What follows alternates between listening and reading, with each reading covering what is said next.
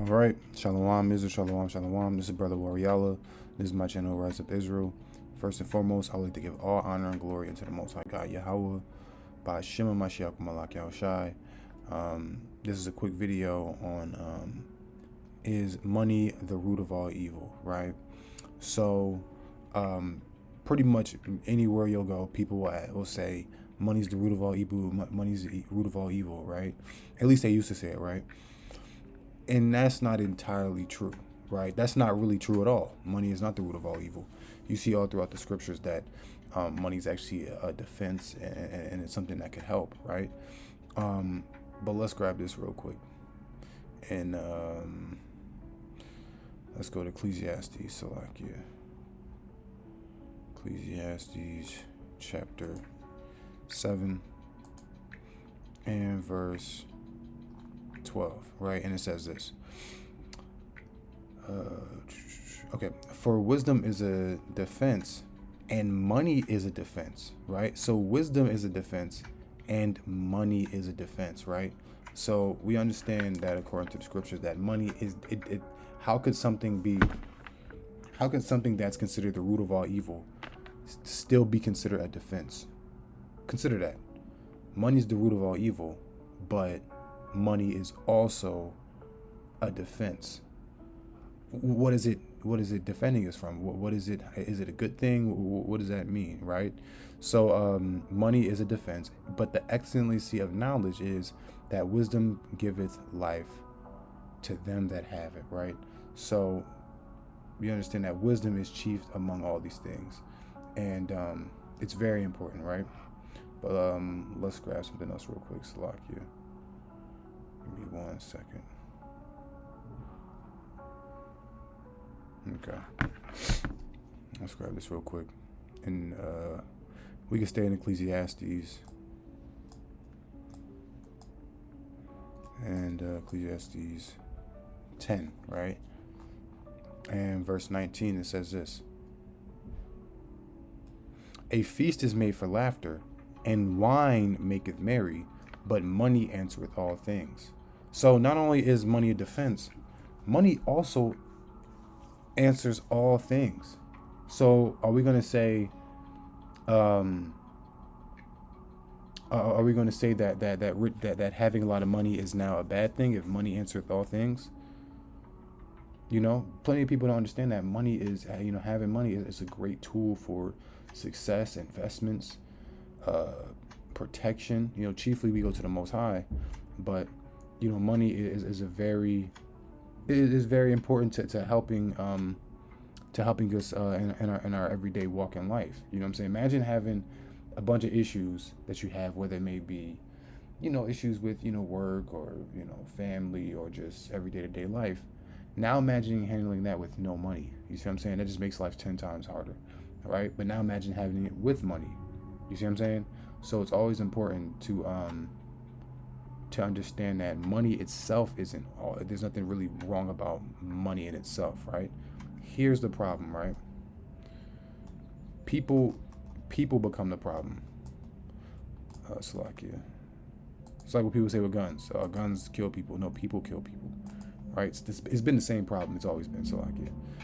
Proverbs chapter 11 and verse 28, and it says this: He that trusteth in his riches shall fall, but the righteous shall flourish as a branch. So the man that trusts in riches, that's the problem.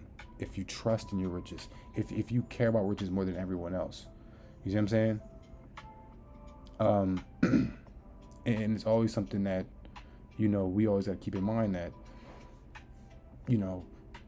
having money is great and all, but it really just at the end of the day depends on the person that has it. You see what I'm saying? Having money can definitely save you a lot, but having money isn't good if you are wicked or if you're all for evil. You see what I'm saying? So let's keep going real quick. Matter of fact, it's a scripture in Sirach, and I don't want to quote it until I know I can find it. Give me a second. Let me see. Bear with me. Man, I know I'm losing. In fact, let me see. No, it's not that. Ash is proud, pride maker is maker. Man, what is it? It's bear with me. Yeah, this is never trust that enemy. No, it's not here. It's matter of fact, I'm gonna look it up real quick. Salakia, bear with me. I gotta look for it.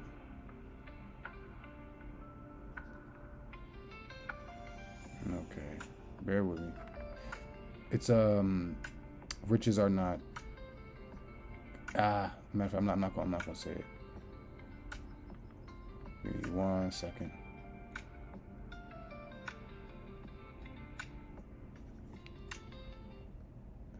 Bear with me. But while I look for that, let me just grab this real quick. So again, we understand that having riches isn't good for everybody. You know what I'm saying? Just having money isn't the best, isn't the only answer for everyone, right? You see in scriptures like, matter of fact, we might as well just go to 1 Timothy while we're here to show you that it's not saying that money is the root of all evil, but it actually says that the love of it, right?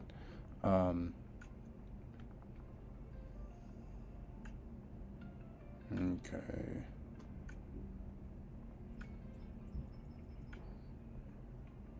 All right, here we go. So it says this, right? It actually doesn't say it. It actually does not say it. So it does not say money is the root of all evil. It simply just says the love of money is the root of all evil, because money is a defense. Money is, money can handle all things, right? But let's go real quick right here. This is 1 Timothy 6 and 10, right? For the love of money is the root of all evil, which while some coveted after, they have erred from the faith and pierced themselves through with many sorrows. So it's not telling you that money itself, it's not saying that money itself isn't is wicked or is evil, is the root of all evil. It says the love of it, meaning the love of these things. The man that putteth money or trusteth in money, you see what I'm saying? That's the root of all evil, because he's willing to do anything to get it, right? Okay, so real quick. Salakia.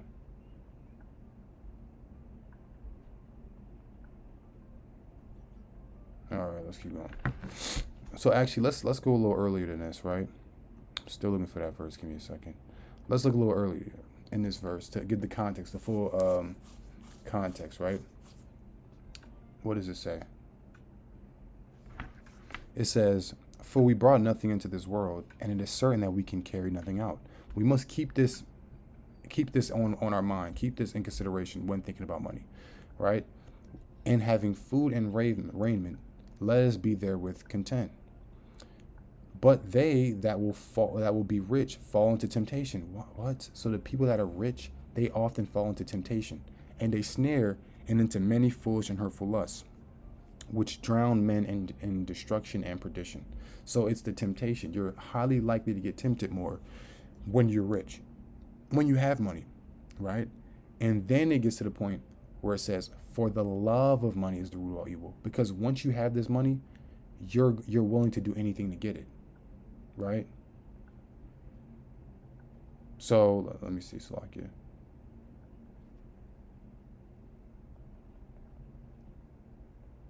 Okay, here we go. So, once you covet after money, or when you covet after money, you then fall into wicked and vain lust, and you're willing to do anything for money. You have access to more things, you're able to do more things, and you're able to get certain things that you want. You see what I'm saying? And since, pretty much money becomes your God, right? So it gets to the point where it says, "For the love of money is the root of all evil, which while some coveted after, they have erred from the faith." Meaning, while they coveted money, they've erred from the faith.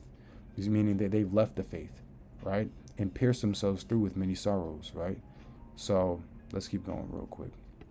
Let's give an example of what Christ says, a man that coveteth after money, how his life is when he's in the truth, but he still covets after money. This is Matthew chapter 13 and verse 22.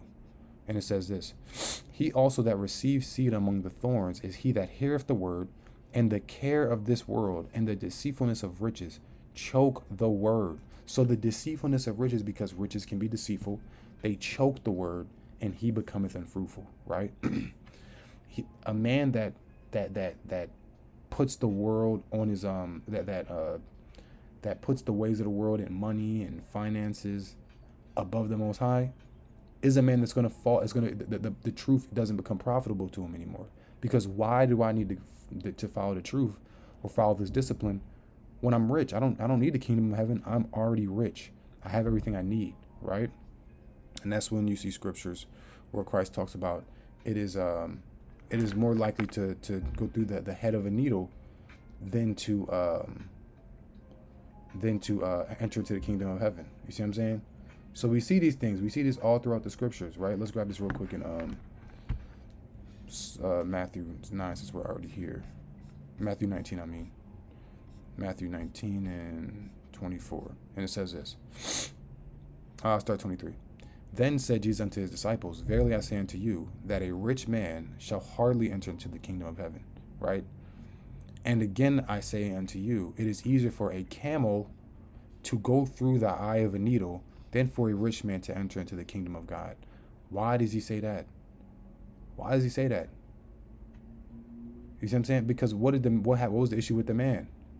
Christ had told him to give everything he had, but the man turned himself away because what?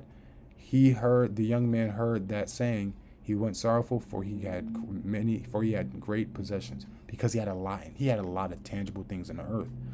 So he had what money could give him. What money could give him, he felt as though the kingdom couldn't. He was deceived, because that was way back then. That was 2,000 years ago, right? Do you think where are his possessions now, looking in retrospect, right? Where is the possessions? Where did they get them? They got him nothing.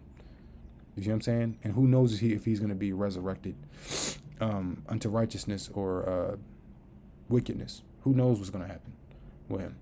Because of that one little situation where he was living good, he was living comfortably, and he had money, right?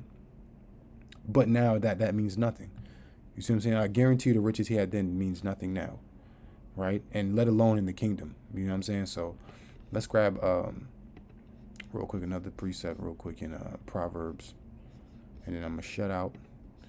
This is Proverbs chapter 30 and verse 7. It says this: 2 things have I required of thee, deny me them not before I die. Remove far from me vanity and lies, and give me neither poverty nor riches. Feed me with food convenient for me, meaning give me food that's good for me, right? He said to give me neither poverty nor riches. I don't want to be rich. I don't want to have riches. Why? Because riches can deceive you, right? Lest I be full, feed me with food convenient for me, lest I be full and deny thee. Why is riches not good? Because you'll be full and you'll deny God. You'll be full and then deny God. You'll be like, I don't need God. I have everything I need, right? And say, who is the Lord? That's what the rich says. The rich says, who is God, right? Or lest I be poor and steal and take the name of my God in vain, right? So we understand that according to the scriptures, that it is important to have money. Money isn't the issue. There's not really a problem in using money, but at the same time, we don't want to love money. You see what I'm saying? So let's grab this real quick. And this will be it. Matthew 22.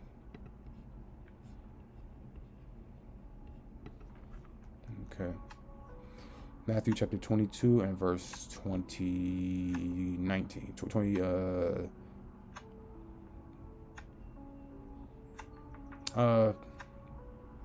I will just start 19 because the point is in the verse, right? This is Matthew 22 and 19. It says, shew me thy tribute money, and they brought unto him a penny, right? Mind you, this is who the world calls Christ.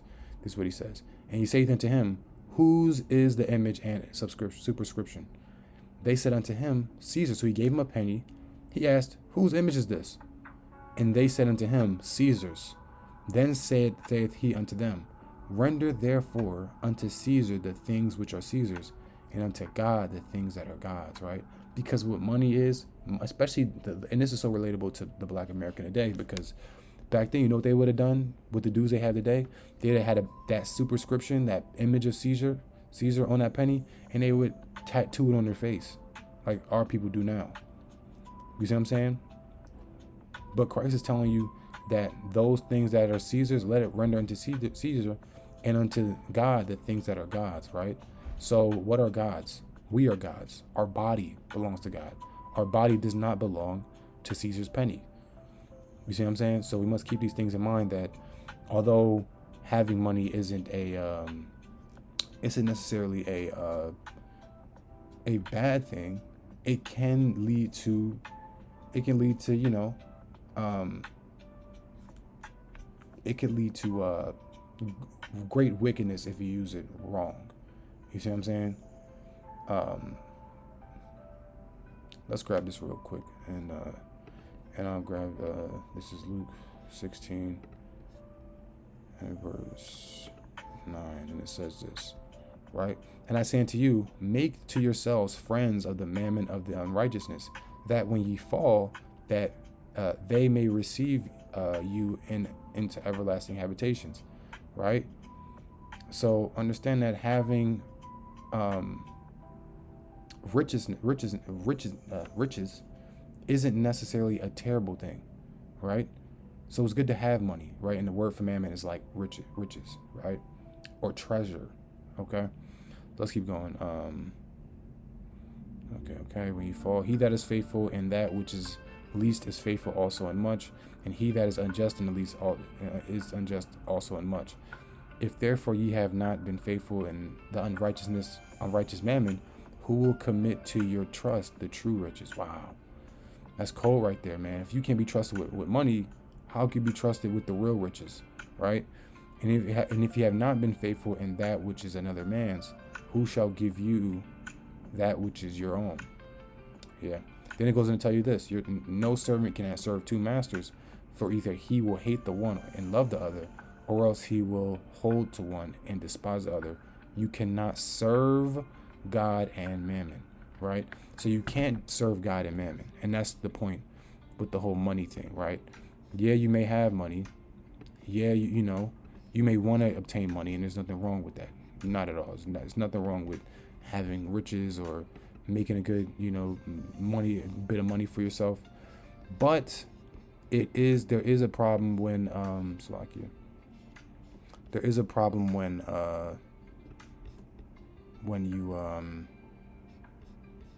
when you misuse it, right? Look, what did it start at? Verse 9. It says, here's the lesson. Use your worldly resources to benefit others and make friends.